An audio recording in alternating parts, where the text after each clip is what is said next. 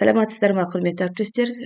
Менен сұраған едіңіздер ғой, календарь қалай жасайды деп, сурет қоюға қалай болады деп. Енді мына Canva сервистерінің ішінде көптеген мүмкіндіктер бар ғой, осыны пайдалануға болады. Мен мына жерге енді календарь деп жазам. Бұрын мен календарь жасаған емеспін. Негізі Canva'да біраз нәрсені істеуге болады. Міне календарьдағы барлық шаблондар шығып жатыр. Енді мына создать пустой дизайн деп тұр ғой, соған басып жіберейік. Осы жерде мінекей бізге пустой слайд беріп тұр. Енді мына жерден шаблонды таңдайық.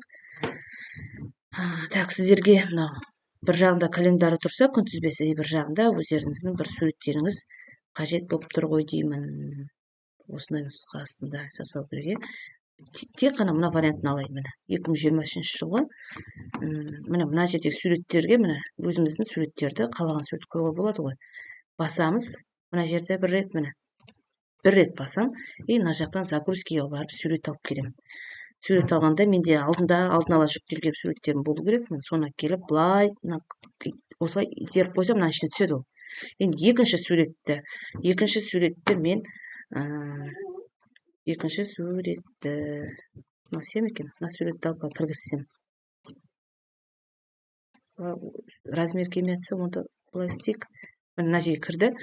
Үшінші суретті жай таңдап көрейік. Тағы да мына бір сурет қоса салайын.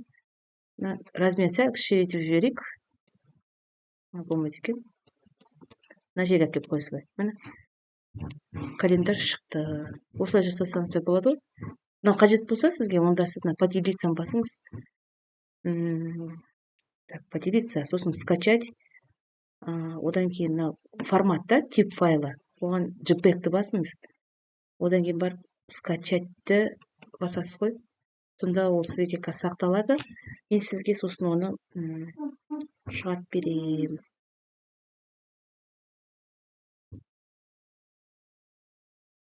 Дайын тұр. JPEG форматында сақталған.